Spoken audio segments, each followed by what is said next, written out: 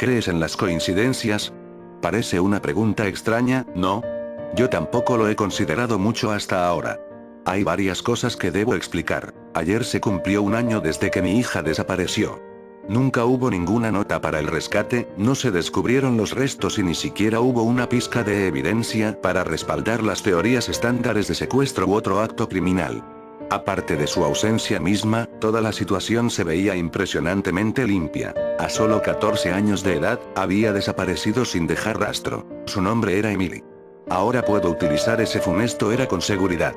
Es una bendición agria, una que acarrea un costo enorme para todos nosotros. Cuando Emily desapareció, nos dejó a todos en un estado de ansiedad perpetua. El limbo monstruoso de la incertidumbre.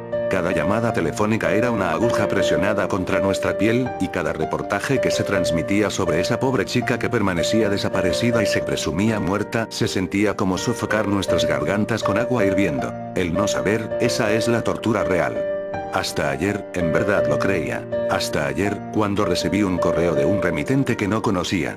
Un correo que declaraba contener la verdad de lo que le pasó a Emily aquel terrible día. Lo siguiente es el contenido del correo.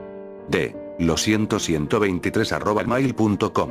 Asunto. Una disculpa por lo que he hecho. Hola, señora Stanfield. No le diré mi nombre. Eso no es importante aún. Lo que importa es lo que he hecho, y lo mucho que me arrepiento por haberlo hecho. Seré breve y honesto. Emily está muerta, yo la maté. Me encantaría decirle que fue rápido y piadoso, pero no fue ninguno. Murió lenta y terriblemente. Imagino que mi gozo inicial del suceso no servirá como ningún tipo de consuelo. Amé a Emily por mucho tiempo de una manera a la que podríamos referirnos como inapropiada. La parte más difícil era saber que ella nunca podría corresponderme, al menos no de la misma forma en la que yo lo hacía, aunque no por falta de intentarlo. Había hecho insinuaciones antes. Muy sencillas, en verdad. Pero ella nunca fue muy receptiva ante mi afecto. Sentía asco hacia mí, y eso me hacía sentir pequeño y enojado. Aunque puedo estar agradecido por el hecho de que nunca le contó nada a usted. Supongo que habría sido poderosamente embarazoso para ella si ustedes lo sabían. ¿Sabe lo difícil que es lidiar con una fantasía, señora Stanfield? He tenido sueños tan desagradables sobre Emily, y sé que son desagradables, pero no puedo evitar encontrarlos excitantes. Me he preguntado muchas veces a lo largo del último año si fue la fealdad del asunto lo que lo hacía tan apasionante. Cuando lo único que tienes es una fantasía que consideras como inalcanzable, pasas mucho tiempo afinándola, como un escultor tallando una estatua, esperando hallar la perfección escondida en el granito. No importa cuántas veces aflojes las válvulas secretamente con tus manos, eso solo apagará la fantasía, pero no la destruirá. No la puede destruir. Solo obtiene otro componente. Quizás son otros 15 minutos de tortura, otro grito. Quizá es una herramienta diferente que se añade a la caja. Para cuando la fantasía ha llegado a su punto de ebullición, es muy compleja como para ser satisfactoria si solo se mantiene en la forma de un juego de pensamientos. Tienes que convertirla en carne. Cálida y gratificante carne.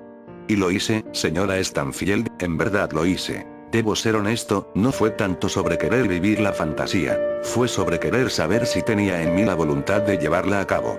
No había dignidad en sacar placer de conjeturas violentas, pero sí lo había en poder decir que tuve el coraje para hacer la única cosa que le podría dar propósito a mi vida. Y hoy, hace un año, demostré que sí tenía el coraje. Mis pequeñas indiscreciones estaban en el pasado. Fui paciente, como un cocodrilo, y jugué el juego largo. Hice que Emily confiara en mí de nuevo con el paso del tiempo. Dejé que se sintiera cómoda cerca de mí, que bajara su guardia. Iba caminando hacia la escuela cuando al fin tomé la oportunidad para hacer mi jugada. Había seleccionado de antemano una cabaña malgastada en el bosque. Preparé unos grilletes e incluso encendí unas cuantas velas para efectos románticos. Aunque admito que más para mí que para ella. Emily estaba ansiosa al comienzo, pero logré convencerla a que visitara la pequeña cabaña conmigo. Detrás de nosotros, la puerta ya había sido cerrada con seguro antes de que ella viera la pistola que yo sostenía. Pero cuando lo hizo, se portó bien y no gritó. Debo decir que estaba un poco decepcionado por eso. No soy un pornógrafo, así que no seré atroz con los detalles de lo que hice.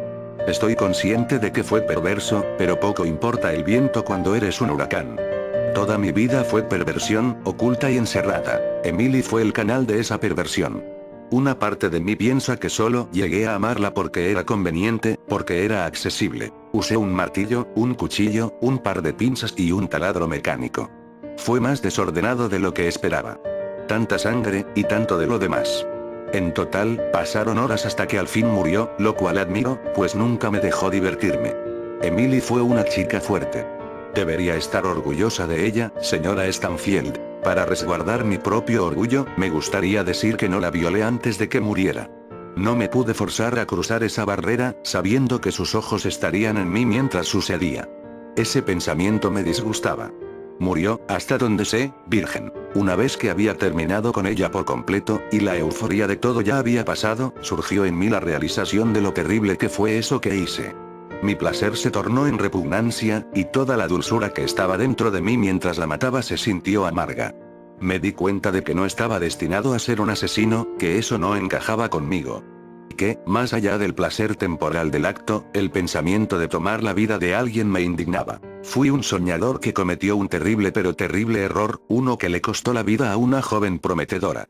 Si había un plan mayor del que todos somos parte, podía sentir que lo que yo había hecho fue un desvío de la ley natural. Estaba decepcionado por mis acciones, y de mí mismo.